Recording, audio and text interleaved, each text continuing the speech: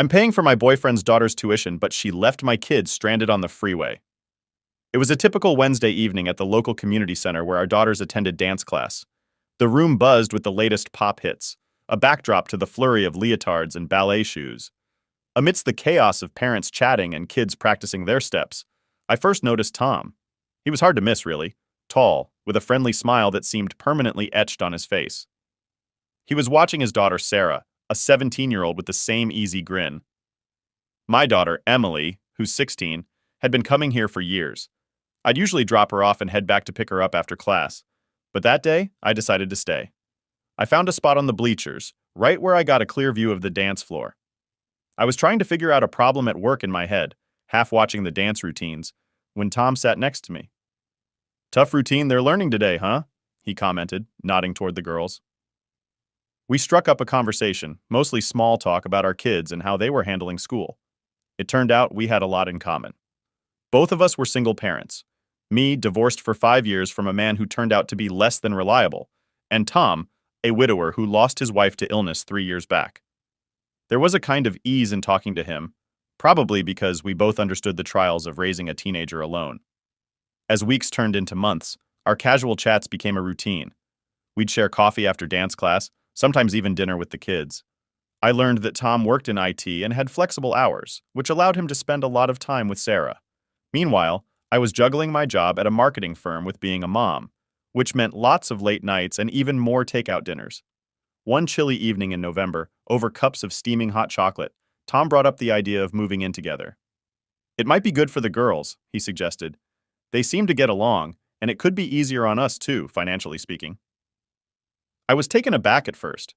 It was a big step, but the more I thought about it, the more it made sense. Both our leases were up for renewal, and the girls did seem to enjoy each other's company. At least there were no complaints. Deciding to move in together was one thing. Actually, doing it was another. We spent weeks looking for the right place, somewhere close to both their schools and our jobs. We finally settled on a house that was a bit of a fixer-upper, but spacious, and in a great neighborhood. The move itself was chaotic. Boxes everywhere, furniture that didn't fit, and a never-ending list of things that needed fixing. But it was ours, and it felt like a fresh start. The girls each picked their rooms and were excited about decorating them. Sarah's room quickly filled with posters of her favorite bands and a shelf for all her dance trophies. Emily, on the other hand, chose a quieter setup, with lots of books and a small desk where she could draw. Watching them make their spaces their own, I felt a sense of accomplishment. Maybe this was going to work out after all. Our first dinner together in the new house was a makeshift affair. Pizza on paper plates because the kitchen was still a mess. We sat on the living room floor, laughing and sharing stories about our first disastrous cooking attempts. It was nice, feeling like a family, even if it was a bit unconventional. But as the days turned into weeks, it became clear that blending our families was going to be more challenging than I'd thought. Emily and Sarah were polite to each other, but there was a tension that hadn't been there before. Simple things like whose turn it was to choose the movie or disagreements over chores started to create friction. Living together as a newly blended family had its share of daily ups and downs. While the mornings often started off well enough, with Tom whipping up his famous pancakes and bacon, the evenings were a different story. As the novelty of our new living arrangement began to wear off, the reality set in with all its complexities. Tom was a hands-on dad, always trying to balance fairness with fun. He had this way of turning chores into games, which worked wonders for Sarah, but didn't always click with Emily. My approach was a bit more structured, leaning on routine to keep things running smoothly, especially with my hectic work schedule. These differing styles occasionally clashed, particularly when it came to enforcing house rules. Homework time was often a battleground. Sarah, ever the procrastinator, needed constant nudges to get started, while Emily preferred to dive right in after school. I found myself mediating more than I'd expected, trying to support Tom's more lenient approach while still holding on to my own principles about schoolwork and responsibilities. Dinner times were our attempt at bonding, a moment to come together and share our day's experiences. I tried to keep things light, often encouraging the girls to talk about the good parts of their day. Some evenings it worked beautifully, with laughter and stories filling the air. Other nights you could cut the tension with a knife, especially if the day had included a squabble over something as trivial as what show to watch or whose turn it was to do the dishes. One particular evening stands out when I tried to introduce a new rule: no phones at the dinner table. The idea was to encourage more face-to-face interaction, but it didn't go over well. Sarah thought it was draconian, and even Emily, usually the rule follower, saw it as an overstep. Tom backed me up, but I could tell he was conflicted, wanting to support me but not wanting to upset his daughter. Our weekends were supposed to be our time to relax and enjoy family outings. We planned trips to the local park, movie nights, and even a couple of barbecue evenings with neighbors. These activities were hit or miss. Sometimes the girls would get along famously, laughing and joking like sisters. Other times they'd barely speak to each other, each sticking to their phone or bringing a friend along as a buffer. Tom and I tried to give them space, not forcing the issue of bonding. We hoped that over time they'd find common ground without our interference. But as weeks turned into months, it seemed the divide only grew deeper. It was during one of our Saturday outings to a local museum that I realized the full extent of the tension. Emily was interested in the art exhibits, lingering over paintings and sculptures, while Sarah rushed through, more interested in the gift shop than the art. The day ended with a petty argument over which restaurant to go to for lunch, each girl insisting on a different place, neither willing to compromise. Despite these challenges, there were moments of genuine connection. I remember a rainy Sunday when the power went out. With no TV or internet, we ended up playing board games by candlelight. It was perhaps one of the few times I saw the girls laughing together, the competitive spirit of the game bringing out a camaraderie that was rare for them. Tom and I exchanged relieved smiles across the game board, hopeful that maybe this was a turning point. As winter approached, the holidays added another layer of complexity. Both girls had traditions they held dear, and Tom and I were determined to honor them all. We blended our holiday decorations, a mix of Emily's love for classic red and green and Sarah's preference for modern silver and blue. We planned a menu that included both families' favorite dishes for Christmas dinner, and the girls helped cook, which turned out to be a surprisingly peaceful activity. However, the stress of the season also brought new pressures. Buying gifts became a contentious issue, with each girl feeling the other was getting favored. I tried to keep things equal, but with Emily noticing every slight discrepancy, it was an uphill battle. The culmination of this tension was on Christmas Eve, when after opening their gifts, an argument broke out over a video game console Tom had bought for them to share. Emily thought it was unfair that it would stay in the living room, Sarah's territory, rather than her room. As the new year rolled in, I reflected on our first few months together. It hadn't been easy, and there were days I questioned our decision to blend our families this way. But then there were moments, fleeting as they were, where it felt like everything might just work out. These moments were what I clung to during the tougher times. I knew that if this family experiment was going to succeed, it would require patience, a lot of deep breaths, and probably a few more board games by candlelight. As I looked at Tom, who was always ready with a hopeful smile, I felt a resolve to keep trying. After all, family isn't just about the good times. It's about working through the tough ones together, too. The K-pop concert was supposed to be a breakthrough, a chance for the girls to bond over something they both loved. It had been Emily's idea originally. She'd been a fan for years. And when Sarah expressed a passing interest in one of the bands, Emily jumped at the opportunity to share something with her stepsister. The excitement started building weeks in advance. The girls spent evenings scrolling through music videos and band interviews, deciding on outfits that matched the band's style. I watched them from the kitchen, quietly hopeful as they laughed together, debating which songs the band would play. Tom was just as optimistic, glad to see a genuine connection forming. The day of the concert, they were buzzing with energy. Sarah had just gotten her driver's license, and Tom, thinking it a good step toward responsibility, suggested she drive them to the venue. I was nervous about it, but he assured me it would be fine. "It's only half an hour away, and it's a straight shot on the highway," he reasoned. After some back and forth, I agreed, handing over the keys to my car with a stern reminder about safety. They left mid-afternoon, a flurry of giggles and excitement. Tom and I waved them off from the driveway, then retreated inside, both of us feeling a mix of relief and apprehension. The house was unusually quiet without them, and we found ourselves on the couch, pretending to watch a movie while actually checking our phones every few minutes for updates. Around 6 p.m., my phone rang, shattering the quiet. Emily's name flashed on the screen, and my heart sank a bit. Why would she be calling now unless something was wrong? I answered quickly, my voice tight with worry. "Mom, you need to come get us," Emily said, her voice trembling. She was trying to stay calm, but the panic was evident. "What happened? Are you both okay?" I asked, standing up from the couch, already reaching for my keys. "We're okay, but Sarah left with her friend. They just drove off and left us here," she explained, her words rushed. They had stopped at a restaurant on the highway for a quick bite before the concert, and after a disagreement about waiting times and concert start times, Sarah decided not to wait for Emily and her friend. I was furious and scared all at once. Stranded on a highway restaurant miles from home, anything could have happened. Tom overheard the conversation and his face darkened. "I'll call her now," he said, his tone sharp with anger. While he tried to reach Sarah, I organized an Uber to pick the girls up. The wait was agonizing, and it took all my self-control not to drive out there myself. Tom's conversation with Sarah was brief and heated. When he hung up, his expression was grim. "She's on her way to the concert, says it was a misunderstanding," he relayed, clearly trying to keep his composure. "A misunderstanding? She left them stranded, Tom. That's not just a misunderstanding," I snapped, the fear for my daughter turning quickly into anger. I was beyond frustrated when I found out what my stepdaughter did. My daughter was stranded because of her, and that was not something I could just let slide. So I called my stepdaughter to figure out what the hell was going on. When I finally got a hold of her, I didn't expect the conversation to go perfectly, but I didn't expect her to hang up on me either. It wasn't just rude, it felt like a slap in the face after everything I've tried to do to build a relationship with her. After she hung up, I was fuming. I mean, who does that? I needed to talk to her to explain how serious what she did was, and she just dismissed me like I was nothing. When I told my fiancé what happened, I thought he'd be on my side, especially since he's the one who always talks about how important it is for us to be on the same page when it comes to parenting. But instead, he was mad at me for what he called overstepping my boundaries.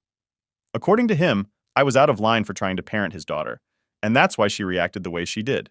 He did end up grounding her, which, to be honest, didn't feel like enough. Grounding is fine for when a kid messes up at school or something, but this felt way more serious. My daughter could have been in real danger because of her actions, and a few days without her phone just didn't seem like it matched the seriousness of the situation. But when I tried to talk to my fiancé about it, he didn't agree. He kept saying things like, "She's just a kid," and "kids do dumb stuff," as if that somehow made it okay. I tried to explain that while kids do make mistakes, they also need to learn from them, especially when those mistakes put someone else at risk. But he wasn't having it. He seemed more focused on making sure his daughter didn't feel too bad than on teaching her a lesson about responsibility. It really felt like he was downplaying what happened, and I couldn't just sit back and let that slide. That's when I decided that I wasn't going to keep paying for my stepdaughter's dance classes. I've been covering those costs for a while now because my fiancé's work hours have been cut and his ex doesn't pitch in financially. But after what happened, I told him that I wasn't going to keep paying unless they both started taking the situation more seriously. I didn't feel like I was being unreasonable. I just wanted them to understand that actions have consequences, and that letting her off easy wasn't going to help anyone in the long run. Of course, my fiancé didn't see it that way. He said I was being too harsh, that taking away something she loves wasn't fair, and that I was making a bigger deal out of this than it needed to be. His ex even got involved, telling me that I couldn't take away dance just because her daughter behaved like a teenager. She accused me of overreacting, and said that I was punishing her daughter for something that all kids do.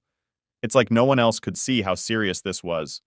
They both tried to guilt trip me, saying that without my financial help, their daughter wouldn't be able to continue with dance, and that it would break her heart. They even pointed out that they can't afford it on their own, and now they're struggling to pay for her school too, since my fiancé's hours have been cut for almost a year now. I get that things are tight, but I'm not about to reward bad behavior by just going along with things like nothing happened.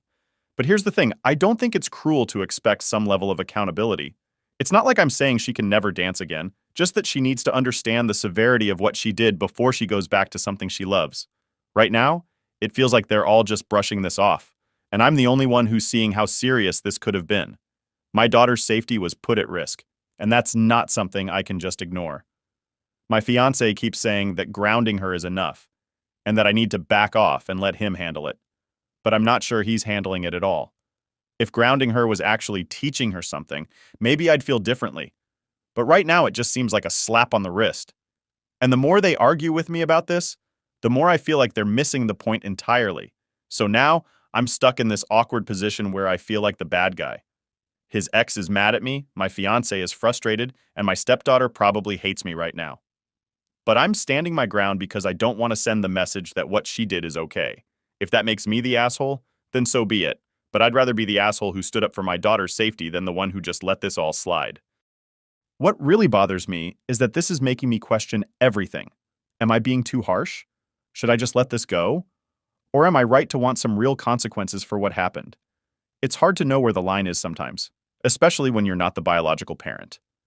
But I can't shake the feeling that if we don't address this now, it's just going to lead to bigger problems down the road.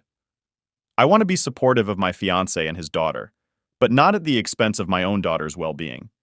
And right now, it feels like they're asking me to choose between standing up for what I believe is right and keeping the peace in our family.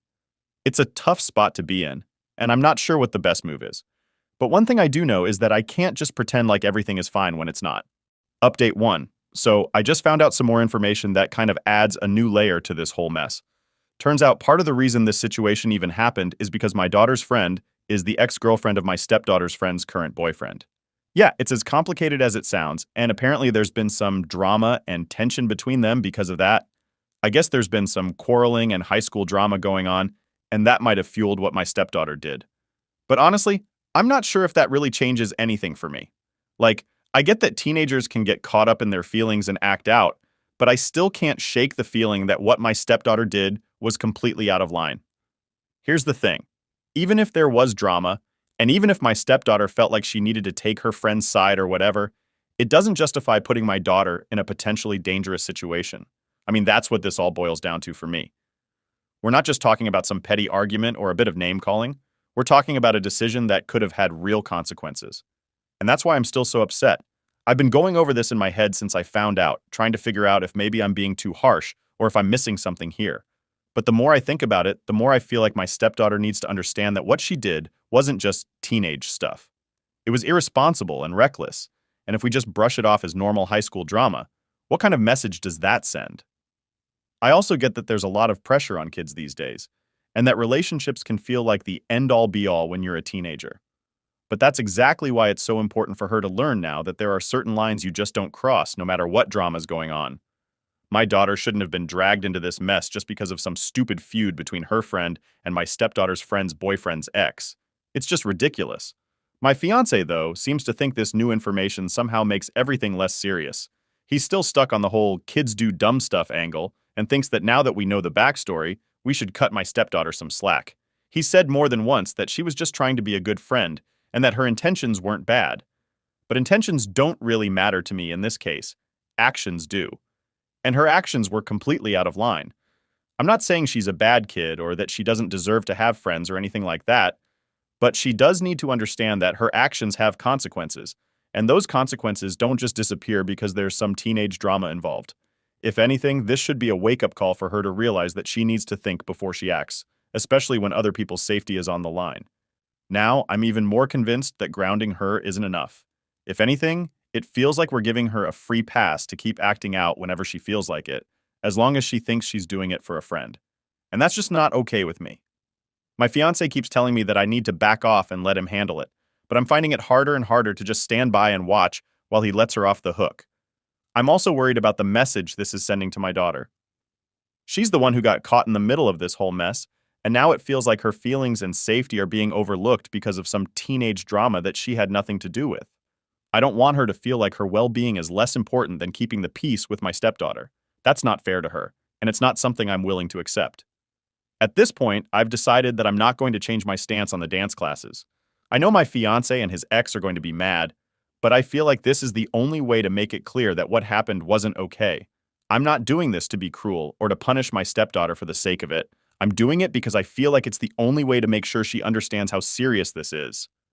Maybe I am being too harsh. Maybe I'm letting my anger get the best of me. But I can't just sit back and pretend like this didn't happen or that it doesn't matter. It does matter. And if that makes me the bad guy in this situation, then I guess that's just how it's going to be. I'd rather be the bad guy who stands up for what's right than the one who lets something like this slide.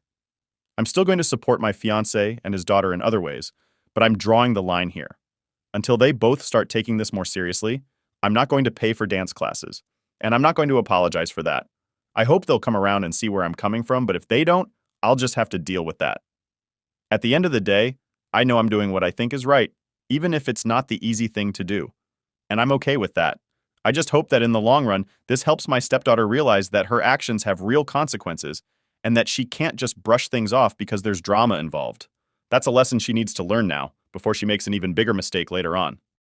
Update 2. It's been a month since everything went down, and I figured it's time for an update. My ex-fiancé and I are officially separating, and he's in the middle of moving out of my house. Unfortunately, Things have gotten really bitter between us because I refused to back down on my stance about what happened.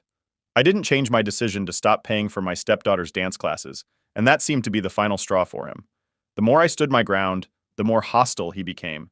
He started saying some pretty cruel things, stuff that really caught me off guard. One of the worst things he said was that I was trying to drive a wedge between him and his daughter, claiming I was competing with her for his affection. Honestly, that's probably the dumbest thing I've ever heard, but it really showed me how far apart we've grown because of this issue. It was like he was grasping at anything to hurt me or make me doubt myself, but all it did was make it clear that we were no longer on the same page, and maybe we never really were. Amidst all this, my daughter finally opened up to me about what had been happening at school and with her stepsister. She told me that her stepsister and her friends had been mean to her for a while, even before we all moved in together. It wasn't full-on bullying, but it was definitely mean-spirited stuff. My daughter said her stepsister would take her things, like her makeup and her favorite tank top, and never return them. There was even one time when she borrowed my daughter's laptop and deleted several of her movies without asking. These might seem like small things on their own, but when you add them all up, it's clear that there was a lot of underlying tension between our kids that I had no idea about. What really hit me hard was when my daughter admitted that she never told me about any of this because she didn't want to cause more tension between me and my ex-fiancé. She was trying to protect me, even though she was the one dealing with all this crap at school and at home. Hearing that just broke my heart. I realized that the relationship between our kids was much worse than I'd ever realized, and it made it even clearer that I'd made the right decision to end things. After hearing all this, I knew there was no turning back. I decided that it was best for both of us if they moved out, and I told my ex-fiancé that it was time for them to go. Of course, he didn't take it well and has been trying to drag out the moving process as much as possible. He's using every excuse in the book to delay leaving, but I'm at my limit, and I'm not going to back down. I've already got eviction papers ready to go in case he tries to drag this out any further. It's been a tough month, but I'm determined to see this through. I have to say, despite how difficult this has been, I'm relieved that I stood my ground. My daughter is my top priority, and I can't and won't tolerate anyone mistreating her, especially not in her own home. This whole situation has been eye-opening for me. I'm sad that things had to end this way, but at the same time, I know it's for the best. I'd rather be single and have a peaceful, happy home for my daughter than stay in a toxic situation that's only going to get worse. There are moments when I feel a bit of guilt creeping in, wondering if I could have handled things differently, but then I remind myself why I made these decisions in the first place. My daughter deserves to feel safe and respected in her own home, and she shouldn't have to put up with being treated badly by anyone, let alone her stepsister. And honestly, I deserve better too. I deserve a partner who respects my decisions and doesn't try to undermine me or turn things around to make me feel like I'm in the wrong for standing up for my kid. As for my ex-fiancé, I hope he can come to terms with what happened and eventually see why things ended the way they did. Maybe one day he'll understand that this wasn't about driving a wedge between him and his daughter or competing for his affection. It was about setting boundaries and standing up for what's right. But whether he gets that or not, I'm moving on and focusing on creating a better environment for my daughter and me. Looking back, I can see how things started to unravel long before the big blow-up. There were signs that we weren't as compatible as I thought, but I ignored them because I wanted to make things work. I thought that if we just pushed through, we could make it work. But now I see that sometimes it's better to let go than to keep fighting a losing battle. It's not easy, but it's necessary. Moving forward, I'm focusing on my daughter and myself. We're both going to need some time to heal from this, but I'm hopeful that this decision will lead to a healthier and happier life for both of us. I'm taking it one day at a time, but I know I'm on the right path. I've already started making plans for us to do more things together, just the two of us, so we can rebuild our relationship and make some positive memories after all this drama. In the end, I'm proud of myself for sticking to my values and not letting anyone push me around. I know I made the right decision for me and my daughter, and I'm looking forward to what the future holds. It's not going to be easy, but we're strong, and we'll get through this together. I found out my stepsister and stepfather are planning to kill me. This is not a joke. They want my inheritance, and they said they're going to off me. I caught it with their text messages. Here's what happened. All right, let's dive into the backstory. I'm a 26-year-old dude, and a few years ago, I was living the independent life away from any family drama. But to really start this story, I need to rewind to when my dad passed away. That hit us hard, really hard. My mom, she's the gentle type, and his death really took a toll on her. Fast forward a bit, and she's remarried to a guy named Carl. Now, Carl, he's got a daughter. Brenda from his first marriage. I never warmed up to Carl. Something about him just seemed off from the get-go. Maybe it was how quickly he moved in or the way he hovered whenever my mom talked about finances. Brenda, she was another story. Same age as me, but lazy as heck. She flunked out of college and just glued herself to my mom's couch, living off her money. I moved out because I couldn't bear to watch what felt like a slow-motion disaster. Living on my own was like a breath of fresh air. I landed a decent job, got my own place, and life was looking up. Then last year I got a call from my mom's doctor. Her health was on the decline, some complex heart condition that I can barely pronounce. My mom needed more help, and I got this gut feeling that Carl and Brenda being alone with her during this time wasn't right. Driven by that feeling, I decided to move back into my mom's place. Breaking this news to Jenna, my girlfriend, was tough. We had plans, moving in together, maybe even adopting a dog. But Jenna got it, thank God for Jenna. She's always had this way of understanding things better than most. The day I moved back, everything looked the same but felt completely different.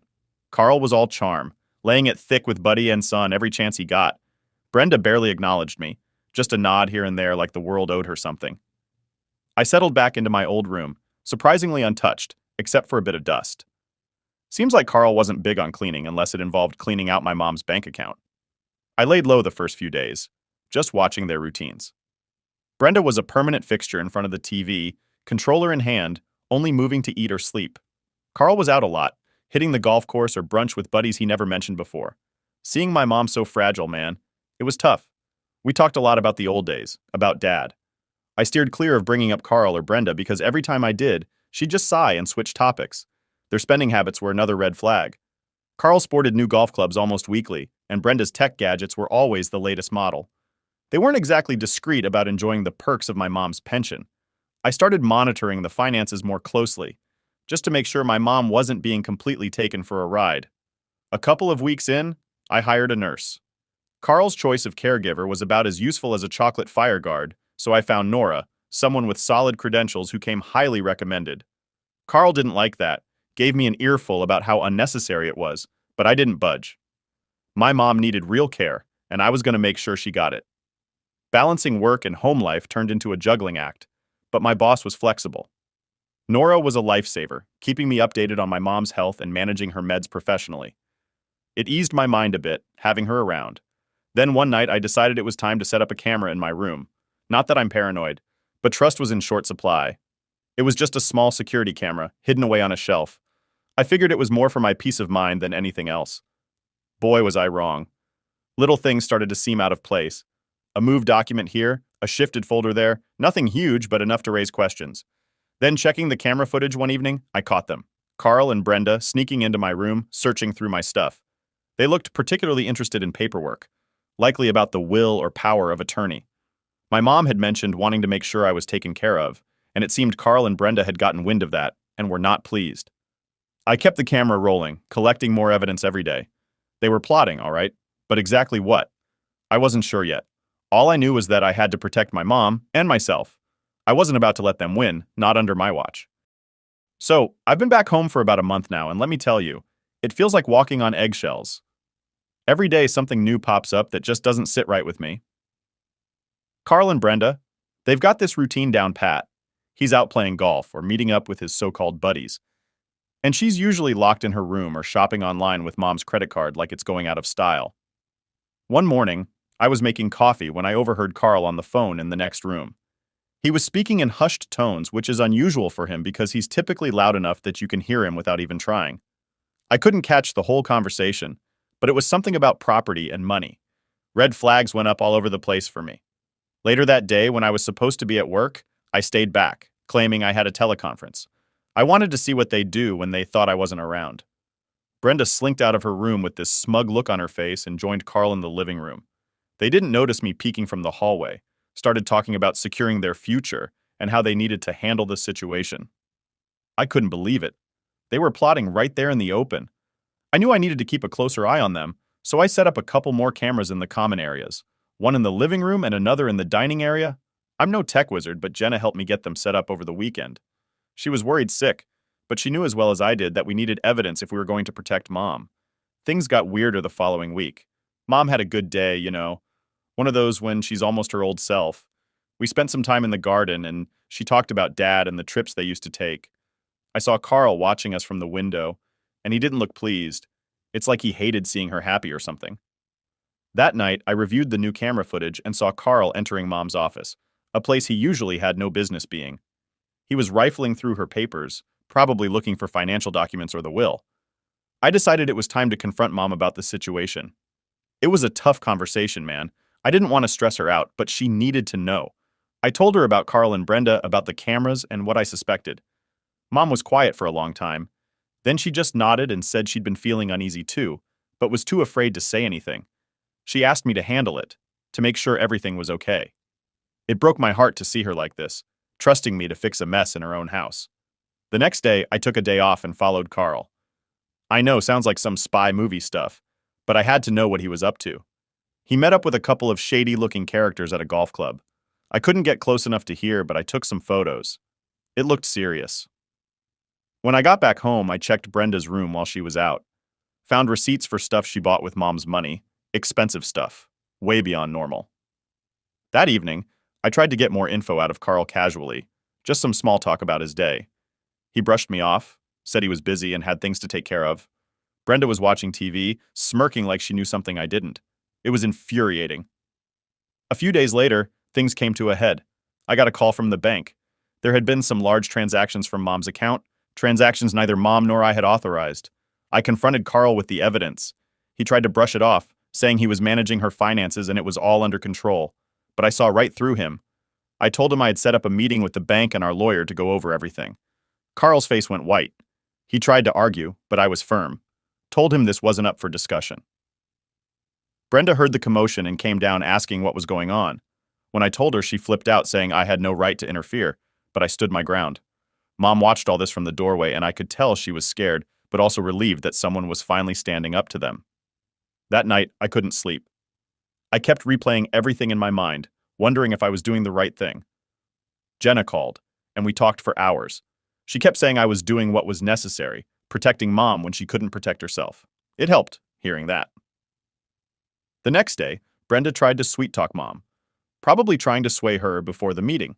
I watched them from the kitchen, ready to step in if Brenda crossed a line. Carl avoided me altogether, which was fine by me. So here we are. The meeting with the bank and the lawyer is tomorrow. I'm nervous, man. It feels like everything's coming to a head, and I don't know what's going to come out of it. But I do know one thing. I'm not backing down. Not when Mom's safety and well-being are on the line. I'll fight these leeches with everything I've got. Stick around, folks. Chapter 3 is going to be a doozy. I can feel it. All right, where did I leave off? Yes, the big meeting with the bank and our lawyer. Man, I was gearing up for it like it was the final boss in a video game or something. Couldn't sleep much the night before. Kept running through all the scenarios in my head. Morning came, and it was go time. I had all the paperwork lined up, all the unauthorized transaction reports printed out, and the camera footage on a USB stick. Felt like a detective or something, gathering all this evidence. Mom was nervous. You could see it. She kept fidgeting with her hands, and every time the phone rang, she'd jump a little. Carl was unusually quiet, which was a relief because his constant blabbering about nothing usually grated on my nerves. Brenda, on the other hand, was a mess. She was trying to play it cool, but her pacing back and forth in the living room told another story. We headed to the bank first. The meeting was set up in one of those sterile conference rooms that always feel a bit too cold. Our bank manager, Mr. Thompson, was there along with a couple of other suits I hadn't seen before. They all had that serious, no-nonsense look on their faces. I laid out everything. Showed them the transactions, the dates, the amounts, and how none of them matched up with Mom's usual spending pattern. Mr. Thompson listened, nodding along, asking a few pointed questions here and there. Mom confirmed she hadn't authorized any of those expenses, her voice barely above a whisper. I could tell she was embarrassed, like she felt she was causing trouble, but this was her money, her life. Carl tried to interrupt a few times, spinning some story about how he was just trying to help manage Mom's finances better, investing in this and that. But Mr. Thompson wasn't having it. He shut Carl down pretty quick, said they'd be conducting a full audit of Mom's accounts and that any discrepancies would be reported. Next up was the lawyer's office, which was even more intimidating if you can believe it. Our family lawyer, Mr. Daniels, had been with us since Dad's time. He's this grizzled old guy who looks like he's seen it all, and probably has. He reviewed the documents I brought, his brows furrowing deeper with every page. When we showed him the camera footage, his reaction was something else. He paused the video, pinched the bridge of his nose, and sighed.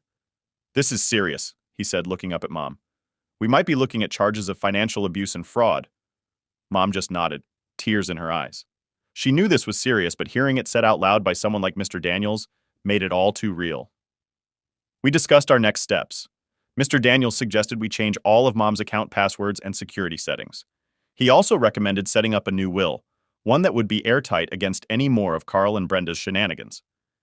He mentioned getting a restraining order if things escalated, which seemed like a real possibility given how Carl and Brenda had been acting. Leaving the lawyer's office, I felt a mix of relief and dread. We were doing the right things, but it was clear this was just the beginning. Carl was silent on the ride home, stewing. Brenda kept trying to text someone, probably looking for a way out of the mess she'd helped make. Back home, things got tense, real fast. Carl packed up some of his things and left, saying he needed some time to think things over. Brenda locked herself in her room. Mom and I sat in the kitchen, not really talking, just sitting together, trying to process everything. That night, as I lay in bed, I couldn't stop thinking about all we discovered and how far Carl and Brenda might still go. I got up and checked the locks on all the doors and windows, double-checked the new security settings I'd installed on Mom's accounts. I didn't know what Carl might try next, but I wasn't taking any chances. The next morning was quiet. Too quiet. Brenda was gone. Turns out she'd packed a bag in the night and left. No note, no goodbye, just gone. Mom was upset, of course, but there was also a sense of relief in her eyes, like she could finally breathe again without Brenda's dark cloud hanging over the house. We spent the day reviewing everything with Mr. Daniels over the phone, making sure every legal I was dotted and T crossed. He was going to push on with the financial abuse investigation, and he advised us to be vigilant, keep documenting everything. So here I am writing this down because I don't want to forget any details. I don't know what tomorrow holds, but I'm here, I'm watching, and I'm ready to protect my mom from whatever Carl and Brenda might still throw our way. Stick around, guys. This story is far from over, and I've got a feeling there are still a few twists left in it. I'm just hoping we can find some peace at the end of this crazy ride. All right, buckle up, folks, because things went from 0 to 100 real fast after Brenda bolted. The house was eerily quiet without her and Carl's constant scheming filling the air. Mom and I were trying to get back to some kind of normal, enjoying the peace, but I guess that was too much to ask for. A couple of days after Brenda left, Carl came back. He didn't even knock, just used his key like nothing happened. Found him in the kitchen making coffee like it was just another Tuesday. I was in the living room, and let me tell you, my heart started racing when I saw him. Had no idea what his game plan was now. "Need to talk," he said, plain and simple. I wasn't about to let him dictate anything, but I figured I'd hear him out. Maybe he was ready to cut his losses and move on. Mom came down when she heard his voice, and I saw her brace herself against the doorframe. She looked scared, but there was also this steely kind of resolve in her eyes. No more Mrs. Nice Guy, I guess. Carl had this whole sob story ready, started talking about how he'd made some bad decisions but only ever wanted to help, and how he missed my dad. Man, it was like watching someone flip a switch. Fake tears and all. But Mom and I weren't buying what he was selling, not anymore.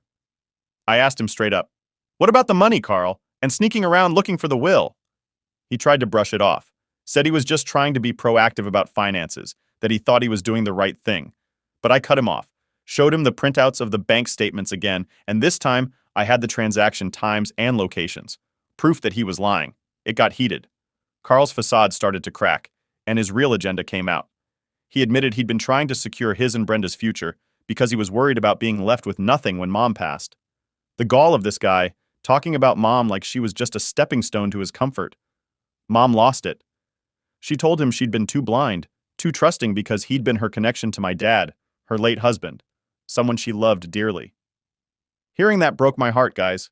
She was so vulnerable, and this jerk exploited that. We told Carl it was time to leave, for good this time. His response? He actually threatened to sue us for emotional distress and loss of residency. Can you believe that? Luckily, we had Mr. Daniels on speed dial. A quick call put that nonsense to bed. Mr. Daniels reminded Carl about the ongoing investigation and suggested he reconsider his position unless he wanted to add legal fees to his troubles. Carl left, but not quietly. Knocked a chair over on his way out, slammed the door so hard a picture fell off the wall. Mom and I just stood there in the aftermath, kind of shell-shocked. We spent the rest of the day going through every document, every account, making sure Carl hadn't left us any more surprises. That night, We talked a lot about what we'd do next. It was clear we needed a fresh start, some new boundaries. We decided to change the locks, update all security systems, and even talked about selling the house and moving somewhere smaller, just the two of us. It felt good, making plans, taking control back. But then, as if we hadn't had enough excitement, Brenda showed up the next morning. Alone, no luggage, looking a mess. She'd come to apologize, she said. Turns out, life on her own wasn't as glamorous as she'd thought it would be. She was broke, her friends had ditched her, and here she was, crawling back. Mom's a softie, always has been. She listened to Brenda, offered her a seat and coffee, but I was wary. Had to be, right? We sat down at the kitchen table, the same place where we'd had countless family breakfasts, and listened to Brenda spill her guts. She talked about feeling overshadowed by Carl, about feeling pushed to do things she knew were wrong. It was a lot to take in. We decided to give her a chance, on a trial basis. Strict rules, limited access to finances, and mandatory family counseling. Brenda agreed. Seemed relieved even. Guess hitting rock bottom can change your perspective, so now we're trying to navigate this new dynamic. It's awkward, tense at times, but also kind of hopeful. Mom's doing better, smiling more, and I'm keeping my guard up, making sure Brenda sticks to the plan. It's a day-by-day thing, but we're getting there.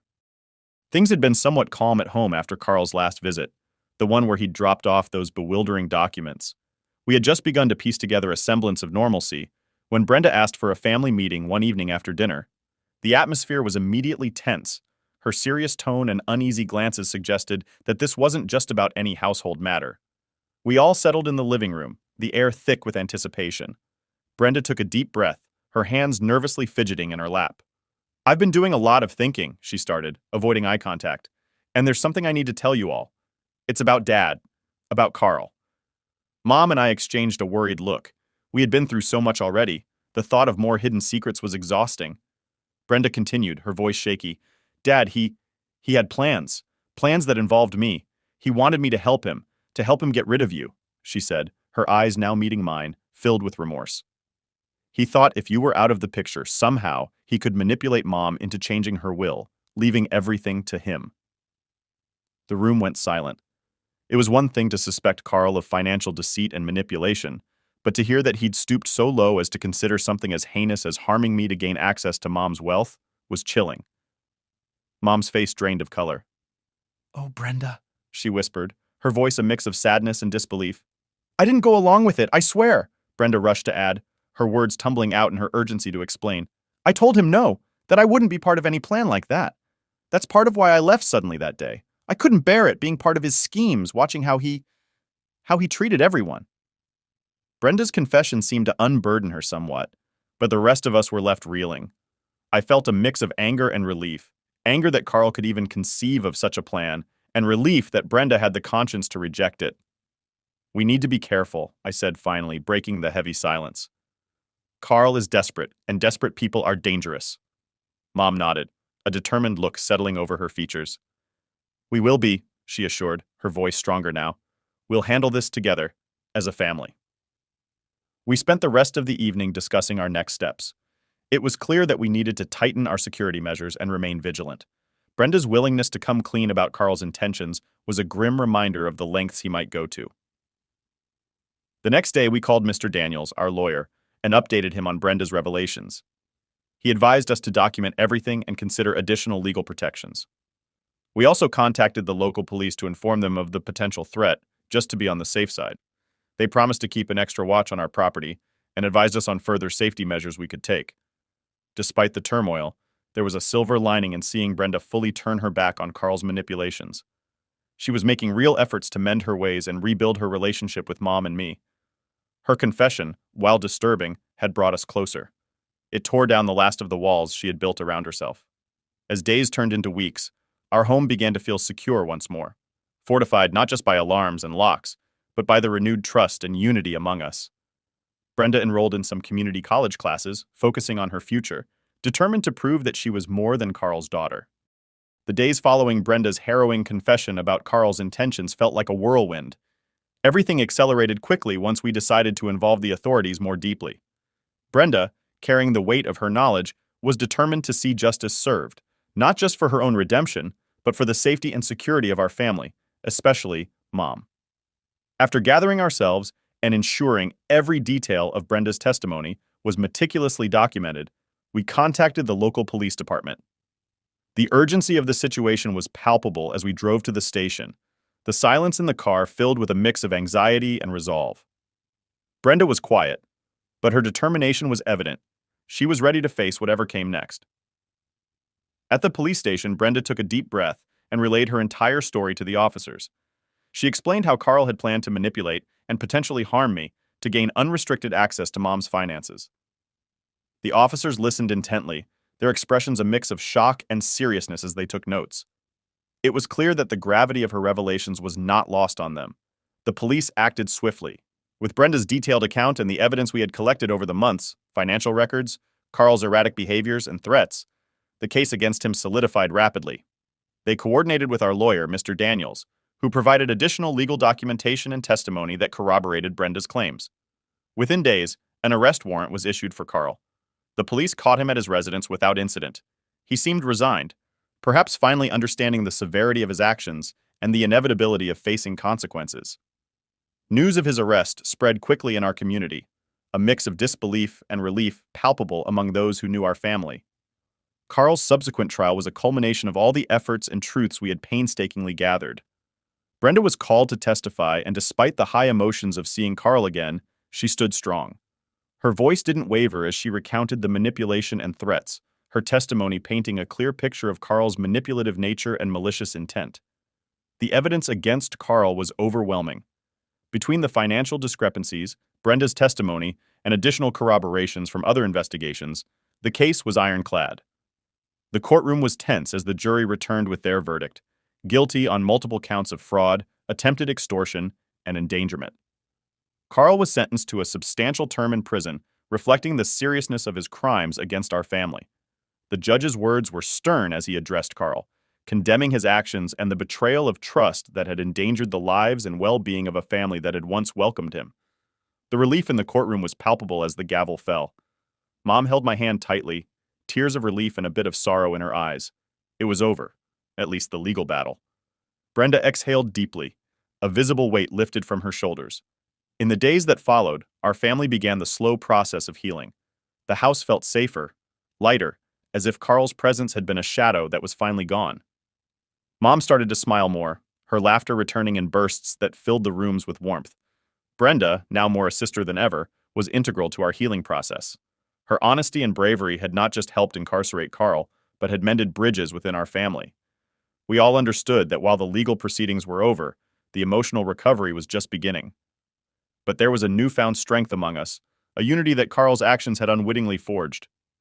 As I reflect on these events, writing this chapter in the quiet of the evening, I realize the saga was as much about uncovering deceit as it was about discovering the resilience and depth of our family bonds. We were tested, undoubtedly, but not broken. Instead, we emerged stronger, closer, and more protective of one another. Carl's imprisonment was a closure of a painful chapter, but it was also the beginning of a new one for us, a chapter of rebuilding and moving forward, with the past firmly behind us, where it belongs. We had learned that together, there was no hardship too great, no betrayal too deep, that we couldn't overcome as a family.